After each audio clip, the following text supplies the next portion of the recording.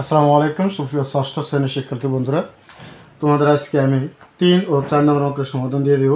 নিচের সমতল অনুপাতগুলোর খালি ঘর পূরণ করো। দেখো নিচের সমতল অনুপাত আছে 2:3 সমান 8 অনুপাত ফাঁকা ঘর। তো এটা তো আসলে করে দেখাতে হবে, সংক্ষিপ্ত করলে হবে না।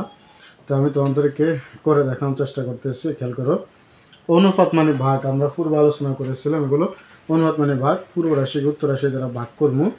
এখানে আমরা পূর্ব রাশি 8 তাহলে ফাঁকা ঘর দিয়ে আমরা ভাগ করব। এরপর খেয়াল করো, এরপর আমরা কোনায় কোনায় গুণ করবো। যে কোনায় কোনায়, এই কোনা দিয়ে কোনায় এটার সাথে এটা, এখানে উপর সংখ্যা, বাম পাশের লব আর বাম পাশের লব আর ডান পাশের হর, কোনায় কোনায় গুণ করবো উপরে নিচে। তাহলে এই 2 দিয়ে ফাঁকা ঘরকে গুণ করলে 2 গুণ ফাঁকা ঘর, আর 8 দিয়ে 3 গুণ করলে 8 3 8 কত 24। যেহেতু আমি ফাঁকা ঘরের মান বের করবো, 2 আছে ফাঁকা ঘরের সাথে গুণ অবস্থায়, বন্ধুরা এদিকে গেলে সেটা হবে কি ভাগ। তার মানে তোমরা এখানে পেয়ে যাচ্ছ 12 দুগুণা 24, অর্থাৎ ফাঁকা ঘরের মান হচ্ছে কত 12।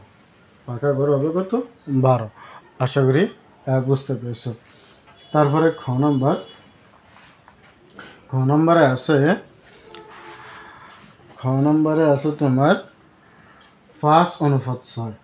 5:6 সমান ফাঁকা ঘর অনুপাত কত 36। একেবারে সহজ। একইভাবে 5 উপরে 5 নিচে 6, উপরে দেবো ফাঁকা ঘর, নিচে আসবো 36।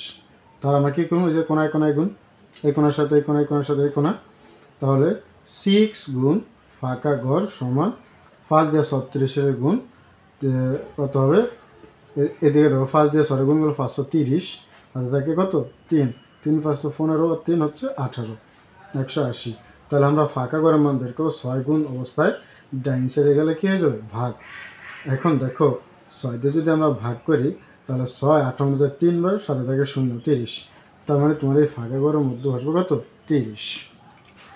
আশা করি বুঝতে পেরেছো। এটি আরও এমসিকিউ যদি হতো তাহলে আমি সংক্ষেপে দেখাইতাম, যেহেতু করে দেখাতে হবে তাই করে দেখাচ্ছি তোমাদেরকে।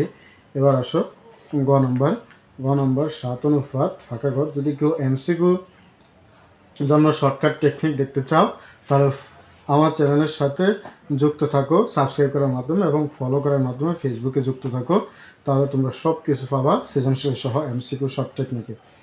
এখন উপরে 7 নিচে ফাঁকা ঘর, ভাগ করবো সবগুলো একই কোয়ালিটির। উপরে 42, নিচে আসবে কত 54। এখন খেয়াল করো বন্ধুরা, এই যে ফাঁকা ঘর দিয়ে 42কে আমরা গুণ করবো, তার মানে 42 গুণ ফাঁকা ঘর, তারপরে 54 দিয়ে এই 7 গুণ করবো, 4 7 28, সেখানে আমার হাতে থাকে কত 2। আচ্ছা 5 7 35, 7 2 কত 37। এবার আমরা কী করবো বলো তো, এবার আমরা 42 দিয়ে আমরা 378কে কী করবো ভাগ করবো। 42 দিয়ে 378কে আমরা ভাগ করব। তাহলে হবে তোমার, তাহলে ভাগ করলে আমরা হচ্ছে 9। 42 378 মধ্যে 9 বার, অর্থাৎ তোমার এই ফাঁকা ঘরে হবে কত 9। এখানে ফাঁকা ঘরে 9 হবে। আশা করি বুঝতে পেরেছ। এবার আসো তারপরে তোমার ঘ নম্বর অঙ্ক। এবার ঘতে আছে ফাঁকা ঘর। প্রথমে আছে দেখো তোমাদের ফাঁকা ঘর অনুপাত 9 সমান 63:81। একেবারে সোজা সহজ। আমরা এখানে কি করব, উপরে ফাঁকা ঘর নিচে 9, মাথায় রাখতে হবে পূর্ব রাশি উত্তর রাশি দ্বারা ভাগ, প্রথম রাখে দ্বিতীয়টা দ্বারা ভাগ। তাহলে 63 যাবো উপরে, 81 আসবে কত নিচে। যেহেতু আমরা এমনগুলো, তাহলে আমরা কোনায় কোনায় গুণ করব, তাহলে 81 দ্বারা, যেহেতু এইটার মান বের করতে, তাই আমরা এইটা দিয়ে এখন গুণ করব। ফাঁকা ঘর গুণ 81, আর 9 দিয়ে 63কে গুণ করবো। 3 নং হচ্ছে কত 27, 7 থেকে 2, আর 6 নং 54, আর 2 হচ্ছে 56।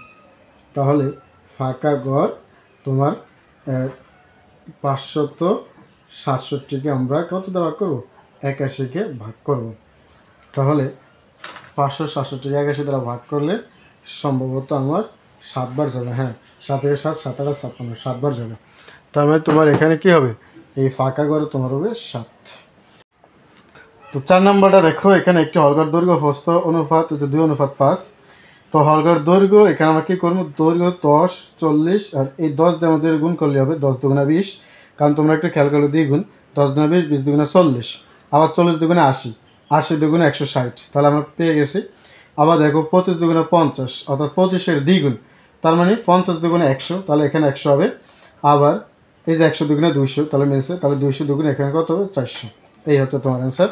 আমরা পরবর্তী ভিডিওতে 5, 6, 7, 8 এবং 9 সবগুলো একসাথে দেখাবো।